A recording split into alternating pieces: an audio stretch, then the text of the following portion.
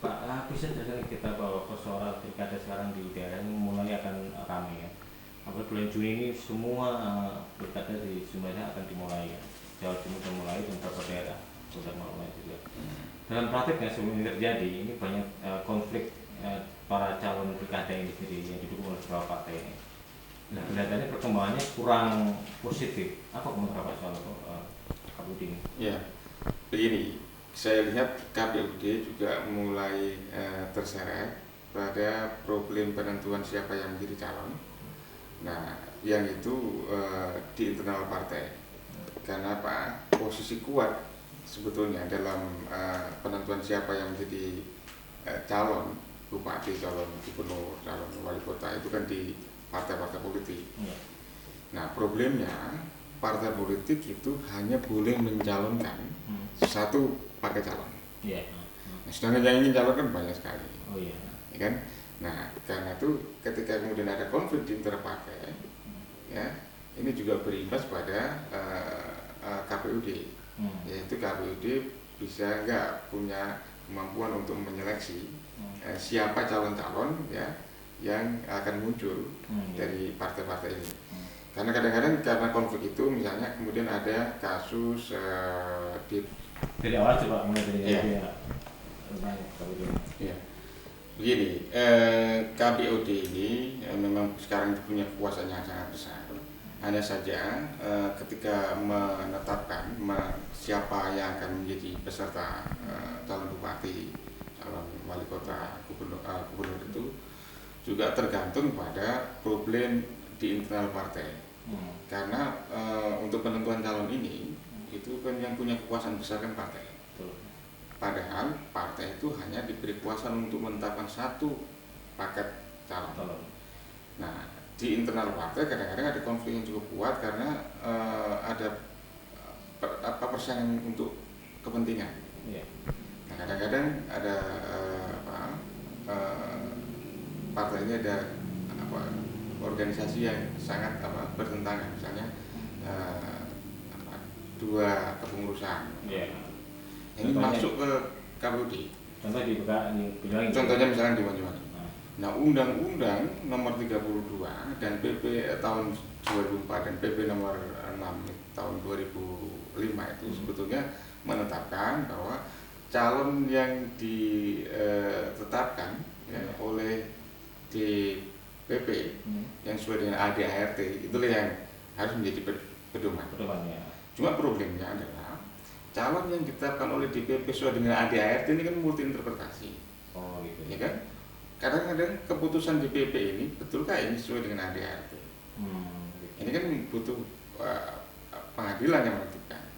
Jadi di sini karena itu juga kadang-kadang ya bingung gitu. Misalnya di kasus Banyuwangi, DPP PKB misalkan itu menetapkan ingin agar bupati sekarang itu yang menjadi calon. Sedangkan DPC di sana yang lain itu calon lain. Nah, yang diterima oleh KPUD itu adalah yang DPC yang berseberangan dengan DPP. Nah, ini agak masalah. Kemudian kasus juga di Situbondo itu calon dari P3. Kan?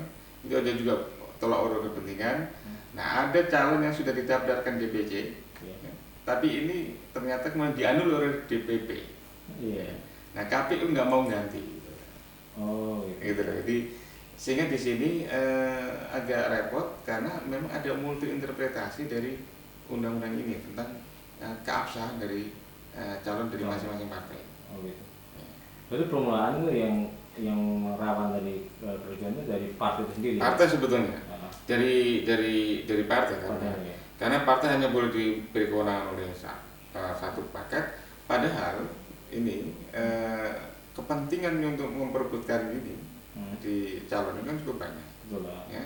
Nah, partai yang tidak solid cenderung kemudian ada duo kepengurusan. Nah, dua kepengurusan itu yang sering terjadi di mana-mana, yang akhirnya berimbas pada kebingungan KPUD untuk menentukan siapa yang sebetulnya wakil dari partai ini. Persoalan gini, kalau memang begitu kan, artinya bahwa KPUD itu punya pegangan untuk menentukan siapa sih sebetulnya kan, tapi problemnya gitu kan. Kalau tidak ada seperti itu, dampaknya di grassroots akan terjadi chaos. Itu pasti terjadi kan, karena ada partai 1-2 calon gitu ya. Yeah. Nah, ini bagaimana ya posisi KPU di sini, Pak?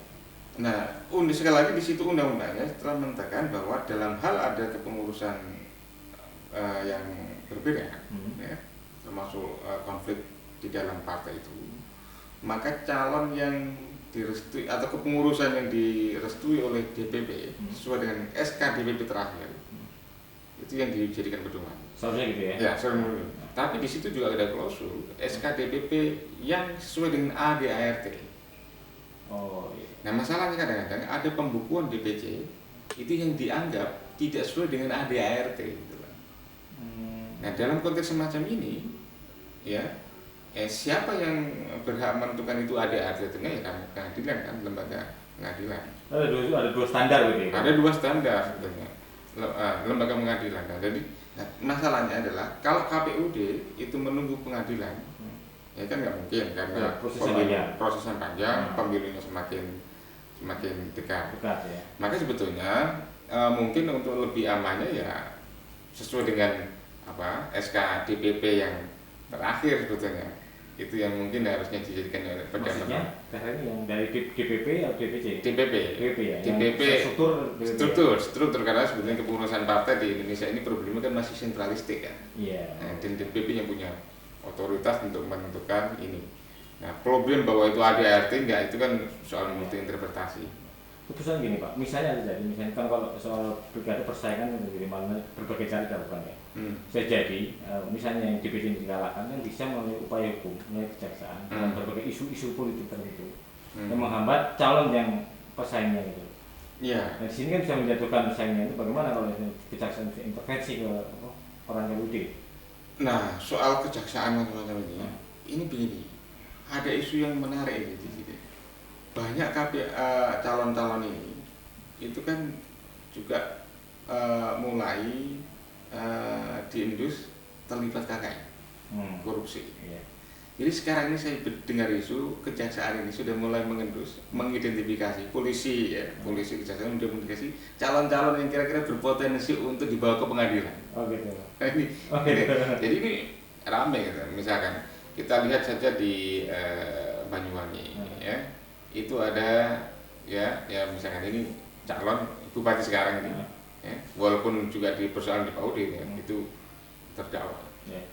Kemudian juga di tempat lain juga ada calon yang sebetulnya statusnya juga terdakwa.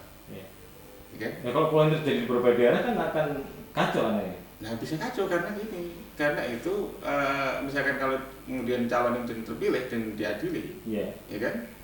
Nah, kalau misalkan diadili, mereka kan bisa dibatalkan kan? Iya. Padahal pilihan langsung dari rakyat kan? Itu pilihan langsung dari rakyat. Iya. Maka sebetulnya di sini harusnya memang ada klausul di aturan itu. Bukan hanya calon yang sudah dihukum tetap yang nggak boleh, ya. Bisa jadi calon yang berpotensi untuk bermasalah, misalkan jadi terdakwa pun harusnya juga nggak boleh karena itu bisa berpotensi untuk bermasalah di masa depan. Kalau dia menjadi elected official gitu ya, menjadi bupati, gubernur ya itu jadi masalah gitu. Kalau klausul itu nggak ada bagaimana kan? Saya belum ada kan? Nggak ada, sekarang nggak ada. Sehingga misalkan KPUD juga nggak bisa menggugurkan calon yang statusnya terdakwa. Nah, artinya ini kemungkinan demo-demo bisa akan terus terjadi dong? Iya, seperti kasus sekarang kasus di Jember ya. Ada calon yang di Jawa Timur ini, dia salah satu pejabat Jawa Timur itu yang sedang diusut ya karena dugaan korupsi. Ya. Nah, sekarang ini didemo oleh pendukung partai ini karena dianggap bukan hanya karena tidak aspiratif dari bawah, tapi karena calon ini bermasalah. Tapi DPP telah menetapkan itu. Yang kekuasaan partai kan ada pada DPP. Ya kan? Nah, masalahnya adalah kalau ini nggak terpilih nggak apa-apa.